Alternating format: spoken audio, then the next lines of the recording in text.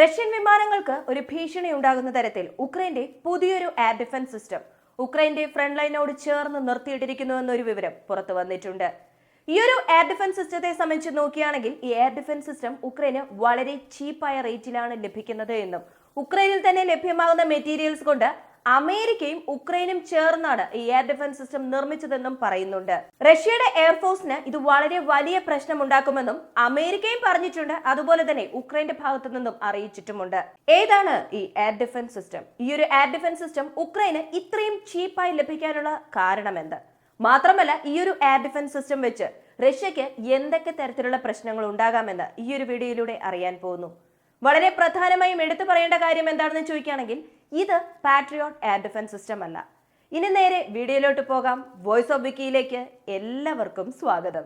കഴിഞ്ഞ 2-3 ആഴ്ചത്തെ കണക്കെടുത്ത് നോക്കുകയാണെന്നുണ്ടെങ്കിൽ റഷ്യൻ എയർഫോഴ്സിന് ഒരു നിശ്ചിത അളവിൽ നഷ്ടമുണ്ടാക്കാൻ ഉക്രൈന് സാധിച്ചിട്ടുണ്ട്.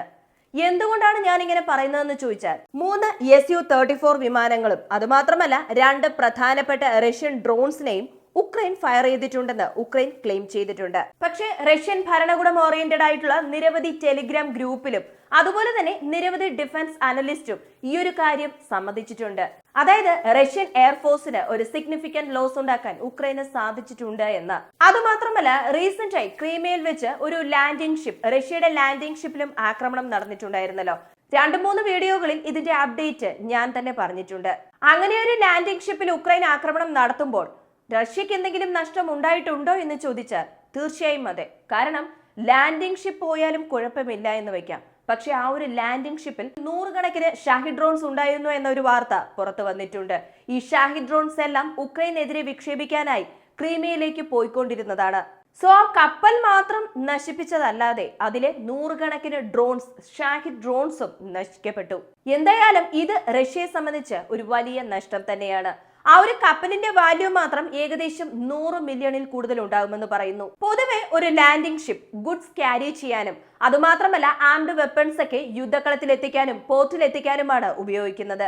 അങ്ങനെ വരുമ്പോൾ ആ ഒരു ഷിപ്പ് മുഴുവനായും ഇത്രയ്ക്കും സ്റ്റോക്ക് ഉണ്ടായിരിക്കുമ്പോൾ റഷ്യക്ക് അത് വലിയൊരു നഷ്ടം തന്നെയാണ്. അടുത്തത് surface to air missile. Surface to air missile എന്ന് പറയുമ്പോൾ ഉക്രൈന്റെ പക്കൽ ഇപ്പോൾ കറണ്ട് ആയിട്ടുള്ള എയർ ഡിഫൻസ് സിസ്റ്റം എന്നത് patriot air defence system, Soviet ഇറയിലുള്ള S-300, ജർമ്മനി നിർമ്മിച്ച IRIS എന്നീ കുറച്ച് എയർ ഡിഫൻസ് സിസ്റ്റം ഉക്രൈന്റെ പക്കലുണ്ട്. ചില സന്ദർഭങ്ങളിലൊക്കെ അമേരിക്കയും ഇത് കൺഫേം ചെയ്തിട്ടുള്ളതാണ്. ഇപ്പോൾ അമേരിക്കയും ഉക്രൈനും പുതിയൊരു എയർ ഡിഫൻസ് സിസ്റ്റം പ്രോജക്റ്റിൽ ഏർപ്പെട്ടുകൊണ്ടിരിക്കുകയാണ്. ഫ്രാങ്കൻ SAM, അതായത് ഫ്രാങ്കൻ സർഫേസ് ടു എയർ മിസൈൽ. കുറച്ചധികം ദിവസങ്ങളായി തന്നെ ഈ ഒരു പ്രോജക്റ്റ് റണ്ണിങ്ങിലാണുള്ളത്. 3-4 മാസത്തിനുള്ളിൽ തന്നെ ഈ ഒരു പ്രോജക്റ്റ് പൂർത്തിയാക്കുമെന്നും ഈ ഒരു പ്രോജക്റ്റ് മുഖേന ഉക്രൈന് തീവ്രമായ ആക്രമണം റഷ്യക്കെതിരെ ചെയ്യാൻ പറ്റുമെന്നും 3-4 മാസത്തിനുള്ളിൽ തന്നെ ഈ ഒരു പ്രോജക്റ്റ് പൂർത്തിയാക്കുമെന്നും കൂടാതെ റഷ്യക്കെതിരെ തീവ്രമായ ഒരു ആക്രമണം നടത്താൻ അല്ലെങ്കിൽ യുദ്ധം ചെയ്യാൻ ഉക്രൈനെ ഈ ഒരു മിസൈൽ സിസ്റ്റം ഉപകാരപ്രദമായിരിക്കുമെന്നും പറയുന്നുണ്ട്. ഈ Franken surface to air missile system ഞങ്ങൾ ഡിപ്ലോയ് ചെയ്തിരിക്കുന്നു എന്ന ഒരു അറിയിപ്പ് ഉക്രൈന്റെ സ്ട്രാറ്റജിക് ഇൻഡസ്ട്രി മിനിസ്റ്ററായ ഒലക്സാണ്ടർ കമിഷിൻ ഒരു അറിയിപ്പ് പുറത്തുവിട്ടിരിക്കുന്നു. ഈ ഫ്രാങ്കൻ സർഫേസ് ടു എയർ മിസൈലിന്റെ വളരെ വലിയൊരു അഡ്വാൻറ്റേജ് ആയി അദ്ദേഹം പറയുന്നത് എന്താണെന്ന് വെച്ചാൽ ഈ ഒരു മിസൈൽ സിസ്റ്റം നിർമ്മിച്ചിരിക്കുന്നത് ഉക്രൈനും അമേരിക്കയും കൂടി ചേർന്നിട്ടാണ്. പക്ഷേ ശരിക്കും അമേരിക്ക അത്ര പെട്ടെന്നൊന്നും ടെക്നോളജി ട്രാൻസ്ഫർ ഉക്രൈന് ചെയ്യില്ല എന്നാണ് പറഞ്ഞിട്ടുണ്ടായിരുന്നത്. ഇതുമായി ബന്ധപ്പെട്ട് റഷ്യയും വാർണിംഗ് കൊടുത്തിട്ടുണ്ടായിരുന്നു. പിന്നെ എങ്ങനെ അമേരിക്ക ഉക്രൈനോടൊപ്പം ചേർന്ന് ഈ ഒരു എയർ ഡിഫൻസ് സിസ്റ്റം നിർമ്മിച്ചു എന്നൊരു ചോദ്യം വരാം. പക്ഷെ ഇവിടെ അമേരിക്ക ഒരു വലിയ ഗെയിം പ്ലേ ചെയ്തിട്ടുണ്ട്. മറ്റൊന്നുമല്ല, സോവിയറ്റ് ഇറയിലുള്ള നിരവധി എയർ ഡിഫൻസ് സിസ്റ്റം സോവിയറ്റ് യൂണിയനിൽ ഉൾപ്പെട്ട രാജ്യങ്ങളുടെ പക്കലുണ്ടാകും. അതെല്ലാം വാങ്ങി അമേരിക്കൻ മിസൈലിനനുസരിച്ച് അതെല്ലാം മോഡിഫൈ ചെയ്തു. അതായത് അമേരിക്കൻ മിസൈൽസ് ലോഞ്ച് ചെയ്യാൻ പറ്റുന്ന തരത്തിൽ അതിൽ നിരവധി അപ്ഡേറ്റുകൾ ചെയ്തു. അങ്ങനെ വരുമ്പോൾ ലോഞ്ചേഴ്സിന്റെയും ബാറ്ററീസിന്റെയും കോസ്റ്റ് വളരെ കുറവായിട്ടായിരിക്കും ഉള്ളത്. മാത്രമല്ല മിസൈലിന്റെ കോസ്റ്റ് മാത്രം കൊടുത്താൽ മതി. ഈ മിസൈലിലും അമേരിക്ക മറ്റൊരു കൃത്രിമത്വം കാണിച്ചിട്ടുണ്ട്. മറ്റൊന്നുമല്ല, അമേരിക്കയുടെ പക്കലും നിരവധി surface to air missile, air to surface മിസൈലൊക്കെ റിട്ടയർ ചെയ്ത് വെച്ചിട്ടുണ്ടാകും. ഇനി ഇത് ഉപയോഗിക്കാൻ പറ്റില്ല, കാലഹരണപ്പെടാൻ സമയമായി എന്നും പറഞ്ഞ് അങ്ങനെ എക്സ്പയറിംഗ് ആവാനിരിക്കുന്ന മിസൈലുകളെല്ലാം കൊണ്ടുവന്ന് മോഡിഫൈ ചെയ്ത് ഒരു തവണയെങ്കിലും വിക്ഷേപിക്കുന്ന തരത്തിലാക്കി മാറ്റിക്കൊണ്ടിരിക്കുന്നു. അങ്ങനെ തയ്യാറാക്കിയ മിസൈലുകളെ ഇപ്പോൾ ഉപയോഗിക്കുന്ന ലോഞ്ചേഴ്സിനനുസരിച്ച് സെറ്റാക്കി മോഡിഫൈ ചെയ്ത് ഇതിൽ നിന്നും ഒരു ആന്റി എയർക്രാഫ്റ്റ് ഓപ്പറേഷൻ അല്ലെങ്കിൽ ആന്റി മിസൈൽ ഓപ്പറേഷന് വേണ്ടിയോ ഇപ്പോൾ ഈ ഫ്രാങ്കൺ എന്ന സർഫസ് ടു എയർ മിസൈൽ തയ്യാറാക്കി വെച്ചിരിക്കുന്നു. ഈ ഒരു ഫ്രാങ്കൺ SAMൽ 3 തരത്തിലുള്ള മിസൈലുകളാണ് പ്രധാനമായും അമേരിക്ക ഉപയോഗിച്ചുകൊണ്ടിരിക്കുന്നത്. ഒന്ന് അമേരിക്കയുടെ സീസ്പാരോ മിസൈൽ, 2 അമേരിക്കയുടെ എയർ ടു എയർ മിസൈലായ സൈഡ് വൈൻഡർ മിസൈൽ. മൂന്നാമത്തെ മിസൈൽ ഏതാണെന്ന് ഇതുവരെ അമേരിക്കയും ഉക്രൈനും പുറത്തുവിട്ടിട്ടില്ല. സീസ്പാരോ മിസൈൽ കൂടാതെ സൈഡ് വൈൻഡർ മിസൈൽ രണ്ടും ആന്റി എയർക്രാഫ്റ്റ് ഓപ്പറേഷന് വേണ്ടിയും ആന്റി മിസൈൽ ഓപ്പറേഷന് വേണ്ടിയും ഉപയോഗിക്കാൻ പറ്റും. ഇതിൽ സൈഡ് വൈൻഡർ മിസൈൽ മാത്രം എയർ ലോഞ്ച്ഡ് വേരിയന്റ് ആണെന്ന് പറയാം. ഈ സീസ്പാരോ മിസൈൽ കപ്പൽ ബേസ് ചെയ്ത് യൂസ് ചെയ്യുന്ന ഒരു short range air defence system missile കാറ്റഗറിയിൽ വരും. ഇതെല്ലാം എക്സ്പയറിംഗ് കണ്ടീഷനിൽ ഇരുന്നതിനെ മോഡിഫൈ ചെയ്ത് ഇപ്പോൾ ഉപയോഗിച്ചുകൊണ്ടിരിക്കുന്നു എന്ന് എടുത്തു പറയേണ്ടി വരും. മാത്രമല്ല സൈഡ് വൈൻഡർ മിസൈലിനെക്കാട്ടിലും സീസ്പാരോ മിസൈലാണ് ഇപ്പോഴുള്ള ഈ ഒരു എയർ ഡിഫൻസ് സിസ്റ്റം, അതായത് ഫ്രാങ്കൺ സർഫസ് ടു എയർ മിസൈൽ എന്ന എയർ ഡിഫൻസ് സിസ്റ്റത്തിന് വളരെ അനുയോജ്യമാണെന്ന് പറയാം. കാരണം ഇതിൽ ഉപയോഗിച്ചിരിക്കുന്ന വാർഹെഡ് എന്നത് ആനുലാർ ബ്ലാസ്റ്റ് ഫ്രാഗ്മെന്റേഷൻ എന്ന ഒരു ടൈപ്പ് ഓഫ് വാർഹെഡ് ആണ് ഇതിൽ ഉപയോഗിച്ചിരിക്കുന്നത്.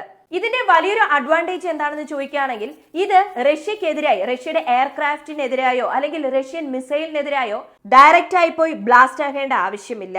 മറ്റു മിസൈലുകളെയൊക്കെ സംബന്ധിച്ച് നോക്കുകയാണെന്നുണ്ടെങ്കിൽ 2 മീറ്റർ അല്ലെങ്കിൽ 3 മീറ്റർ ആ ടാർഗറ്റിന്റെ സറൗണ്ടിങ്ങിൽ പോയി പൊട്ടിത്തെറിച്ചാൽ മാത്രമേ ടാർഗറ്റിനെ കൃത്യമായി നശിപ്പിക്കാൻ പറ്റുകയുള്ളൂ. പക്ഷേ ഈ ആനുലാർ ബ്ലാസ്റ്റ് ഫ്രാഗ്മെന്റേഷനിൽ ഏകദേശം 8 മീറ്റർ സറൗണ്ടിങ്ങിൽ എവിടെ ബ്ലാസ്റ്റ് ആയാലും ഓപ്പോസിറ്റിൽ വരുന്ന ടാർഗറ്റിനെ ഇതിന് ന്യൂട്രലൈസ് ചെയ്യാൻ പറ്റും. ഈ ഒരു മിസൈൽ സിസ്റ്റത്തിന്റെ റേഞ്ച് വെറും 20 കിലോമീറ്റർ മാത്രമാണ്. അതുകൊണ്ട് തന്നെ ഷോർട്ട് റേഞ്ചിൽ വരുന്ന എയർ റൈഡ് ടാർഗറ്റിനെയും ലോ ഫ്ലൈയിങ് ആൾട്ടിറ്റ്യൂഡിൽ വരുന്ന ഡ്രോൺസിനെയും നശിപ്പിക്കാൻ ഈ മിസൈൽ സിസ്റ്റം ഉപയോഗിക്കാം. ഈ ഒരു സിസ്റ്റം വെച്ച് റഷ്യയുടെ വളരെ പ്രധാനപ്പെട്ട ഡ്രോൺസ് ആയ ഷാഹിദ് ഡ്രോൺസിനെയും ലാൻസർ ഡ്രോൺസിനെയും ന്യൂട്രലൈസ് ചെയ്യാമെന്നും പറയപ്പെടുന്നു. ഈ മിസൈലിന്റെ കോസ്റ്റ് അധികമായിരിക്കില്ലേ? അങ്ങനെയാകുമ്പോൾ റഷ്യയുടെ ഡ്രോൺസിനെതിരെ എങ്ങനെ ഇത് എഫക്റ്റീവായി ഉപയോഗിക്കാൻ പറ്റുമെന്ന ചോദ്യം വരാം. ശരിക്കും US ഈ മിസൈലുകളെല്ലാം വേണ്ട, എക്സ്പയറിംഗ് ആയെന്നും പറഞ്ഞ് മാറ്റിവെച്ച മിസൈലുകളാണ്. അത് മോഡിഫൈ ചെയ്താണ് ഇപ്പോഴുള്ള ഫ്രാങ്കൺ SAMൽ ഉപയോഗിച്ചുകൊണ്ടിരിക്കുന്നത്. അതുകൊണ്ട് തന്നെ റഷ്യയുടെ ഡ്രോൺസിനെതിരെ ഇത് വിക്ഷേപിച്ച് റഷ്യൻ ഡ്രോൺസിനെ നശിപ്പിക്കാൻ പറ്റിയാലും ഉക്രൈനെ സംബന്ധിച്ച് അതൊരു അഡ്വാൻറ്റേജ് തന്നെയാണ്. മറ്റൊരു പ്രധാന കാര്യം എന്താണെന്ന് ചോദിച്ചാൽ റഷ്യയുടെ ഡ്രോൺസിനെതിരെ മാത്രമായി ഇത് നിർത്താൻ പോകുന്നില്ല. റഷ്യയുടെ എയർക്രാഫ്റ്റിനെതിരെയും ഇത് ഉപയോഗിക്കാൻ പോകുന്നു എന്ന് പറയപ്പെടുന്നു. കാരണം ഇപ്പോൾ റഷ്യ അൺഗൈഡഡ് ബോംബ്സ് നിരവധി ഉപയോഗിക്കാൻ ആരംഭിച്ചിരിക്കുകയാണ്. അങ്ങനെയുള്ളപ്പോൾ തീർച്ചയായും അവർ ലോ ഫ്ലൈയിങ് ആൾട്ടിറ്റ്യൂഡിൽ വരാൻ സാധ്യതയുണ്ട്. അങ്ങനെ വരികയാണെങ്കിൽ റഷ്യയുടെ എയർക്രാഫ്റ്റിനെതിരെയും ഇത് ഉപയോഗിക്കാൻ പറ്റുമെന്നും പറഞ്ഞാണ് ഈ ഒരു ഫ്രാങ്കൺ SAM ഉക്രൈന്റെ ഫ്രണ്ട് ലൈനോട് ചേർത്ത് നിർത്തിയിരിക്കുന്നത്. പക്ഷേ റഷ്യ അൺഗൈഡഡ് ബോംബ്സ് ഡ്രോപ്പ് ചെയ്യുന്ന സമയത്ത് ഉക്രൈന്റെ വളരെ വലിയ ഡിസഡ്വാൻറ്റേജ് എന്താണെന്ന് ചോദിക്കുകയാണെന്നുണ്ടെങ്കിൽ റോക്കറ്റ് അല്ലെങ്കിൽ മിസൈൽ വരുമ്പോൾ ഗ്രൗണ്ടിൽ നിന്നുമുള്ള എയർ ഡിഫൻസ് സിസ്റ്റത്തിലെ മിസൈലിന് ടാർഗറ്റ് ലോക്ക് ചെയ്ത് കൊടുക്കാൻ പറ്റും. പക്ഷേ അൺഗൈഡഡ് ബോംബ്സ് വരുമ്പോൾ അതിൽ എഞ്ചിൻ ഉണ്ടാവില്ല, റോക്കറ്റ്സും ഉണ്ടാവില്ല, ഒന്നും ഉണ്ടാവില്ല.